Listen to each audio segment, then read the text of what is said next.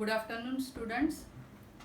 आज हम फुल हिंदी का दूसरा लेसन जो है वहारे हमदर्द ये वाला करने वाले हैं।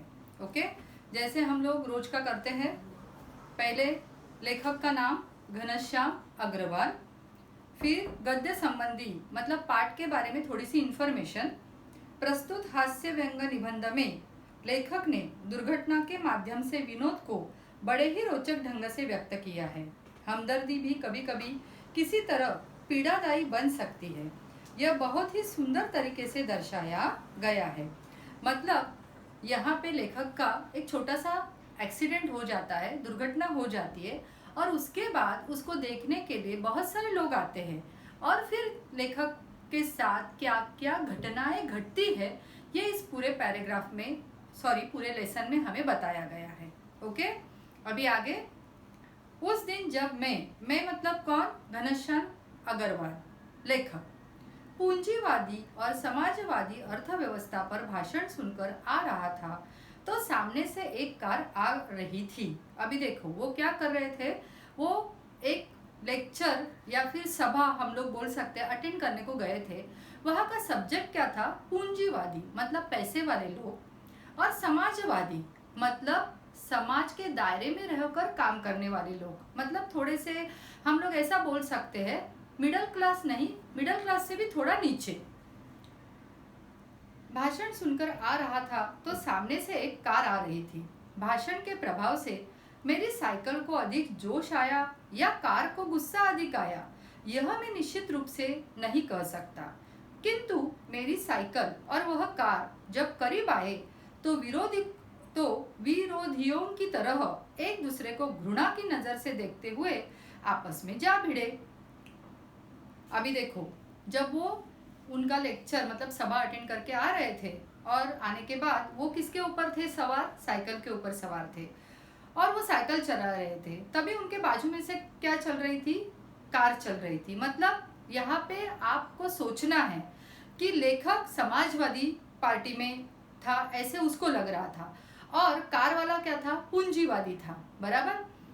तो लेखक को ऐसे लगा कि ये पैसे वाले लोग हैं, ये ऐसे ही होते हैं, उनमें जरा भी इंसानियत नहीं होती है, ऐसा सब कुछ शायद उसने उस सभा में सुना होगा। तो उसका इम्पैक्ट इतना ज़्यादा था लेखक के ऊपर कि उसे उस कार चलाने वाले के ऊपर एकदम से गुस्सा आ गया और उसने क्या किया? आवेश में आकर अपनी साइकिल जोर से चलाई। ओके, और तभी क्या हो गया कि वो कार से जाकर टकरा गया और नीचे गिरा। मैंने खामखाह मतलब कुछ जरूरत नहीं थी, खामखा पूंजीवाद और समाजवाद के झगड़े में टांग अड़ाई। टांग अड़ाना यानी बाधा डाला, बाधा डालना, टांग अड़ाना यानी बाधा डालना। फलस्वरूप मेरी टांग टूट गई और उसका इफेक्ट क्या हुआ? उनकी टांग टूट गई। दुर्घटना के बाद आज भी इंसानियत कायम है, यह सिद्ध करने के लिए कुछ लोग मेरी तरफ दौड़े। मतलब क्या है कि कुछ तो इंसानियत बाकी है ऐसा मुझे लगा और मुझे उठाने के लिए बहुत सारे लोग वहां पर आ गए। आंखें खुली तो मैंने अपने आप को एक बिस्तर पर पाया। इर्द गिर्द यानी आजू बाजू कुछ परिचित अपरिचित चेहरे खड़े थे। आंख खुलते ही उनके चेहरों पर उत्सुकता की लहर दौड़ गई। मैंने कराहते हुए पूछा, मैं कहाँ हूँ? कराहते हुए मतलब दर्द भरी आवाज से पूछा कि मैं कहाँ हूँ। अभी जैसे ही उन्होंने आंखें खोली तो बहुत सारे उनको चेहरे दिखे, उसमें कोई उनको पहचानते थे, लेखक उनको पहचानते थे या नहीं पहचानते थे। और जैसे ही आंख खुलते ही मतलब जैसे ही इनकी आंख खुली लेखक की तो बाकी के लोगों के चेहरे के ऊपर खुशी आ गई कि चलो बाबा ये आदमी होश में आ गया। आगे, आप सार्वजनिक अस्पताल के प्राइवेट वार्ड में हैं। मतलब क्या है? बृहन मुंबई यानी बीएमसी के हॉस्पिटल में प्राइवेट वार्ड में हैं, जनरल में नहीं। जनरल यानी पब्लिक और प्राइवेट यानी अपना खुद का। समझ में आया? ओके, आपका एक्सीडेंट हो गया था, सिर्फ पैर का फ्रैक्चर हुआ है, अब घबराने की कोई बात नहीं। एक चेहरा इतनी तेजी से जवाब देता है, लगता है मेरे होश आने तक वह इसीलिए रुका रहा। अभी देखो, एक चेहरे ने फटाफट, एक आदमी था उसने फटाफट ये सब कुछ कह डाला, क्योंकि क्या उसको इतना बताना था कि आपका एक्सीडेंट हो गया है और हम लोग आपको यहाँ पर लेकर आए, अभी हमें चलना चाहिए। ओके, आगे। अब मैं अपनी टांगों की ओर देखता हूँ। मेरी एक टांग अपनी जगह पर सही सलामत थी और दूसरी टांग रेत की थैली के सहारे एक स्टैंड पर लटक रही थी। मतलब क्या, रेत की थैली थी और मतलब बैलेंस करने के लिए एक जगह पे क्या थी, रेत की थैली थी और दूसरी यहाँ पे क्या थी, उसकी टांग थी, तो वो बैलेंस हो गई थी। ओके। मेरे दिमाग में एक नए मुहावरे का जन्म हुआ, टांग का टूटना, यानी सार्वजनिक अस्पताल में कुछ दिन रहना। बराबर, मतलब इसका मतलब क्या, सार्वजनिक अस्पताल में कुछ दिन रहना। सार्वजनिक अस्पताल का ख्याल आते ही मैं कांप उठा। कांप उठना यानी घबरा जाना। अस्पताल वैसे ही एक खतरनाक शब्द होता है, फिर यदि उसके साथ सार्वजनिक शब्द चिपका हो यानी जुड़ा हो, तो समझो आत्मा से परमात्मा के मिलन होने का समय आ गया। मतलब ऐसे होता है ना कि हम लोगों को जब भी बीएमसी के हॉस्पिटल में डाला जाता है तो हम लोगों का एक मन में ही डर रहता है कि शायद यहाँ के डॉक्टर अच्छे नहीं होंगे, शायद हम लोगों को अच्छी सेवा नहीं मिलेगी, और इसके वजह से ही हम लोगों को ऐसे लगता है कि अरे बाप रे, मैं यहाँ पे आ गया, मतलब आत्मा से परमात्मा का मिलन, मतलब मैं मर ही जाऊंगा। समझ में आया? अभी देखो, अब मुझे यूं लगा कि मेरी टांग टूटना मात्र एक घटना है और सार्वजनिक अस्पताल में भर्ती होना दुर्घटना है। मतलब टांग टूटी, ये तो एक मेरे लिए क्या था, इंसिडेंस था, लेकिन बाप रे, लोगों ने मुझे इस हॉस्पिटल में लाके रखा, ये सच में मेरा क्या है, बहुत बड़ा दुर्भाग्य है। मतलब क्या, मेरा बैड लक है। ओके। टांग से ज्यादा फिक्र यानी चिंता मुझे उन लोगों की हुई जो हमदर्दी जताने मुझसे मिलने आएंगे। ये मिलने जुलने वाले कई बार इतने अधिक आते हैं और कभी कभी इतना परेशान करते हैं कि मरीज का आराम हराम हो जाता है, उसको आराम ही नहीं मिलता है, जिसकी मरीज को खास जरूरत होती है। बराबर है ना, क्योंकि उसको कहा ना कहा तो क्या होता है, दर्द होता है, और उस दर्द से उसको राहत मिलने के लिए उसे नींद की बहुत आवश्यकता होती है। लेकिन ये जो मिलने वाले होते हैं वो कभी भी आ जाते हैं और इसके वजह से उस आदमी को क्या नहीं मिलता, आराम नहीं मिलता। जनरल वार्ड का तो एक नियम होता है कि आप मरीज को एक निश्चित समय पर आकर ही तकलीफ दे सकते हैं, किंतु प्राइवेट वार्ड एक खुला निमंत्रण है कि हे मेरे परिचितों, रिश्तेदारों, मित्रों, आओ, अब जी चाहे आओ, चाहे जितनी देर रुको, समय का कोई बंधन नहीं, अपने सारे बदले लेने का यही वक्त है। मतलब क्या है कि प्राइवेट वार्ड में ज़्यादा कंपल्शन नहीं होता है, क्योंकि हम लोग वहाँ पे फीस ज़्यादा देते हैं, इसके लिए उन लोगों को थोड़ी सी सहूलत दी जाती है कि आप किसी भी समय पर आ सकते हो, अपने जो भी आपका पेशेंट है उसके साथ आप बातचीत कर सकते हो, उसको मिल सकते हो। बराबर। बदले का बदला और हमदर्दी की हमदर्दी। अभी ये बदले का बदला क्यों बोला है वो आपको आगे समझ में आएगा। मिलने वालों का ख्याल आते ही मुझे लगा मेरी दूसरी टांग भी टूट गई। मुझसे मिलने के लिए सबसे पहले वे लोग आए जिनकी टांग या कुछ और टूटने पर मैं कभी उनसे मिलने गया था। मानो वे इसी दिन का इंतजार कर रहे थे कि कब मेरी टांग टूटे और कब वे अपना एहसान चुकाए। इनकी हमदर्दी में यह बात खास छिपी रहती है कि देख बेटा, वक्त सब पर आता है। दर्द के मारे एक तो मरीज को वैसे ही नींद नहीं आती, यदि थोड़ी बहुत आ भी जाए तो मिलने वाले जगा देते हैं, खास करके वे लोग जो सिर्फ औपचारिकता निभाने आते हैं। औपचारिकता मतलब क्या, फॉर्मेलिटी। इन्हें मरीज से हमदर्दी नहीं होती, वे सिर्फ सूरत दिखाने को आते हैं। सूरत दिखाने को आते हैं मतलब क्या, सिर्फ ये जताने के लिए आते हैं कि आप कभी मुझे देखने के लिए आए थे, इसके लिए आज मैं आपको देखने के लिए आया हूँ। जैसे ऊपर के पैराग्राफ में यहाँ पे दिया है, देखो कि मैं कभी उनसे मिलने गया था, मानो वे इसी दिन का इंतजार कर रहे थे कि कब मेरी टांग टूटे और कब वो अपना एहसान चुकाए। समझ में आया? तो वो लोग जो होते हैं ना, उनको हमदर्दी नहीं होती है, वो सिर्फ अपना चेहरा दिखाने के लिए आ जाते कि बाबा हम लोग आकर चले गए।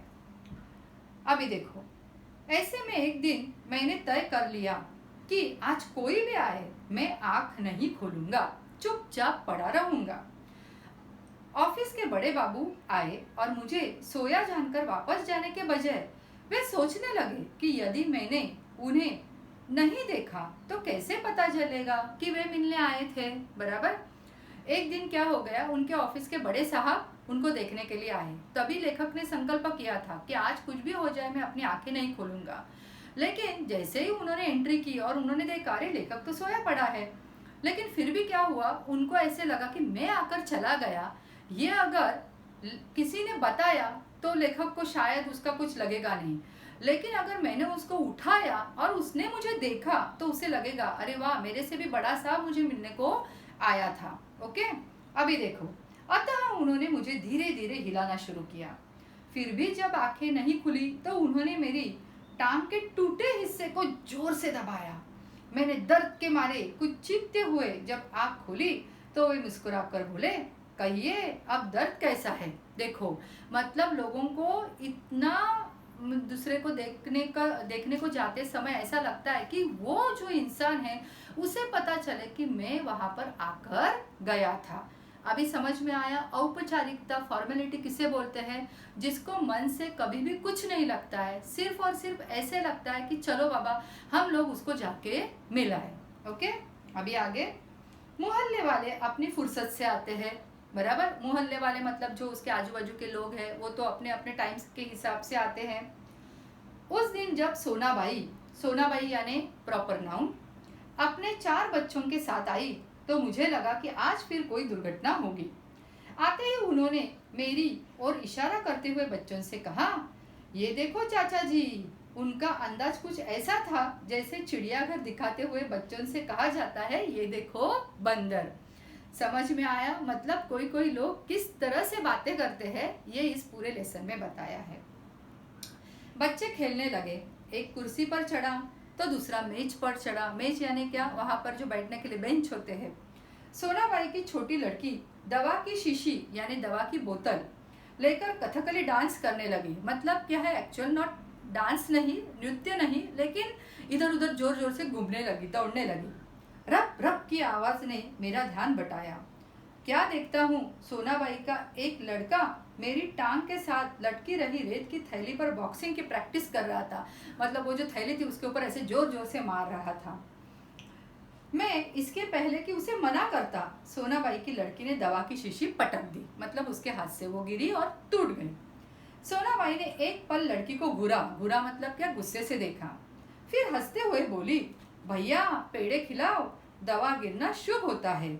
दवा गई समझी, बीमारी गई। मतलब क्या, किसी किसी का ये जो सुपरस्टिशियस होता है ना कि चलो बाबा ये टूट गया तो अच्छा होगा, वो टूट गया तो अच्छा होगा, तो उसी तरह से उन्होंने बोला दवा की शीशी टूट गई, मतलब आपके पीछे की सारी जितनी भी पनवती थी वो चली गई। इसके 2 घंटे बाद सोनाबाई गई, यह कहकर कि फिर आऊंगी। मैं भीतर से कांप गया मतलब क्या, घबरा गया। कुछ लोग तो औपचारिकता निभाने की हद कर देते हैं।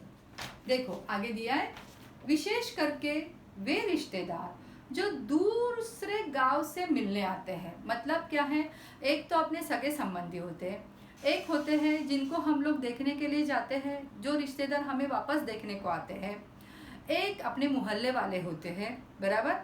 इस तरह से सबसे डेंजर कौन होता है, जो दूसरे गांव से मिलने के लिए आते हैं। अभी देखो उनके बारे में क्या बताया है। ऐसे में एक दिन एक टैक्सी कमरे के सामने आकर रुकी। उसमें से निकलकर एक आदमी आते ही मेरी छाती पर सिर रखकर औंधा पड़ रोने लगा। औंधा पड़ मतलब ऐसे गिरकर जोर जोर से रोने लगा। मतलब क्या है, औंधा पड़ रोने लगा मतलब ऐसे गिरकर फुट फुट कर रोने लगा और कहने लगा, हाय तुम्हें क्या हो गया, कार वालों का सत्यानाश हो। मैंने दिल में कहा कि मुझे जो हुआ सो हुआ, पर तू क्यों रोता है, तुझे क्या हुआ। वह थोड़ी देर मेरी छाती में मुंह गड़ाए रोता रहा। फिर मतलब क्या, सीने पर उसने अपना मुंह रखा और जोर जोर से रोने लगा। फिर रोना कुछ कम हुआ, उसने मेरी छाती से गर्दन हटाई और जब मुझसे आंख मिलाई तो एकदम चुप हो गया। देखो कैसे उन्होंने बताया। फिर धीरे से हंसते हुए बोला, माफ करना मैं गलत कमरे में आ गया था। देखो आजकल लोग ठीक से बताते भी नहीं। गुप्ता जी का कमरा शायद बगल में है। मतलब क्या, गुप्ता जी को मिलने को आया था लेकिन कमरे का नंबर मुझे किसी ने गलत बताया, इसके लिए मैं तुरंत आपके कमरे में आकर आपको हमदर्दी जताने लगा। उसके बाद वो कहता है, हे, अच्छा भाई माफ करना, कहकर वह चला गया। अब वही रोने की आवाज मुझे पड़ोस के कमरे से सुनाई पड़ी। मुझे उस आदमी से अधिक गुस्सा अपनी पत्नी पर आया। अभी देखो क्या हुआ, क्योंकि इस प्रकार रोता देख पत्नी ने उसे मेरा रिश्तेदार या करीबी मित्र समझकर टैक्सी वाले को पैसे दे दिए थे। मतलब क्या, टैक्सी का भाड़ा चुका दिया था। हमदर्दी यानी सहानुभूति जताने वाले में वे लोग जरूर आएंगे जिनकी हम सूरत भी नहीं देखना चाहते। हमारे शहर में एक कवि है, श्री लपकानंद, ये व्यक्तिवाचक संज्ञा है, प्रॉपर नाउन। उनकी बेतुकी कविताओं से सारा शहर परेशान है। बेतुकी यानी बिना अर्थ की। मैं अक्सर उन्हें दूर से देखते ही भाग खड़ा होता हूँ मतलब चला जाता हूँ।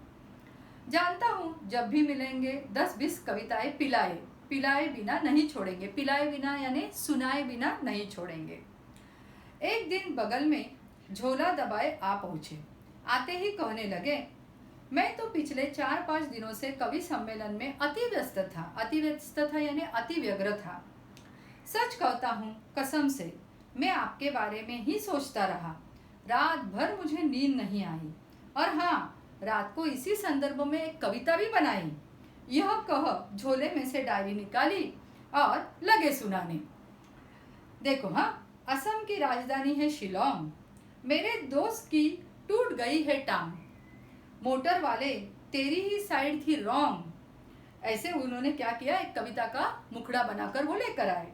कविता सुनाकर वे मुझे ऐसे देख रहे थे मानो उनकी एक आंख पूछ रही हो, कहो कविता कैसे लगी, और दूसरी आंख पूछ रही हो, बोल बेटा अब भी मुझसे भागेगा। मतलब क्या है, जैसे तू रोज भागता है वैसे आज तो तू भाग ही नहीं सकता। मैंने जल्दी से चाय पिलाई और फिर कविताएं सुनने का वादा कर बड़ी मुश्किल से उन्हें विदा किया मतलब जाने के लिए कहा। अब मैं रोज ईश्वर से प्रार्थना करता हूँ कि हे ईश्वर, अगर मुझे मेरी दूसरी टांग भी तोड़नी हो तो जरूर तोड़, मगर कृपा कर उस जगह तोड़ना जहाँ मेरा कोई भी परिचित न हो, क्योंकि बड़े बेदर्द होते हैं ये हमदर्दी जताने वाले। अभी तुम लोगों को वहारे हमदर्द मतलब क्या, मेरा खुद का दर्द। ओके, देखो इस तरह से लेसन में क्या क्या बताया है। बहुत ही सुंदर लेसन है, अपने को जगह जगह पे हंसने को भी आता है और अच्छी तरीके से लेखक ने हम लोगों को यहाँ पे वो एक्सप्लेन किया है कि जब हमारे साथ कोई दुर्घटना होती है तो किस तरह के लोग हमें मिलने को आते हैं, किस तरह से हमें परेशानी होती है और किस तरह से हम लोग दर्द का इलाज ढूंढ नहीं पाते हैं। इससे हमें भी ये कहने की कोशिश की गई है कि अगर आपका कोई रिश्तेदार, करीबी दोस्त अगर अस्पताल में है तो आप एक पर्टिकुलर टाइम पे उसे देखने के लिए जाएं और देखते समय उसको क्या ना करे, परेशान ना करे, तंग ना करे। समझ में आया? अभी देखो पीछे शब्द संसार दिया है। फिक्र यानी चिंता, हमदर्दी यानी सहानुभूति, एहसान यानी कृतज्ञता, औंधा यानी उल्टा मतलब ऐसे सिर रखकर, मुहावरे टांग अड़ाना, बाधा डालना और कांप उठना यानी भयभीत होना। बाकी की जो स्वाध्याय कृति है वो हम लोग बाद में देख लेंगे। लेसन सभी बच्चों को समझ में आया? देखो पहले वाला लेसन हमने कौन सा किया था, लक्ष्मी, ये गाय के बारे में हम लोगों ने उसमें देखा। देखो तुम्हारे फुल हिंदी के सारे लेसन्स बहुत ही सुंदर है और समझने के लिए बहुत ही आसान है, इसीलिए इसके ऊपर बहुत अच्छे से कंसंट्रेशन करना। फुल हिंदी का पोर्शन बहुत बड़ा होता है, टोटल 22 चैप्टर्स अपने को यहाँ पे है। चैप्टर है, उसमें लेसन्स है, चैप्टर है, फिर उसमें पोयम है और उसमें पूरक पठन भी है। तो आप लोगों को ये सारा का सारा बहुत अच्छे से ध्यान देकर पढ़ना है। Okay, thank you.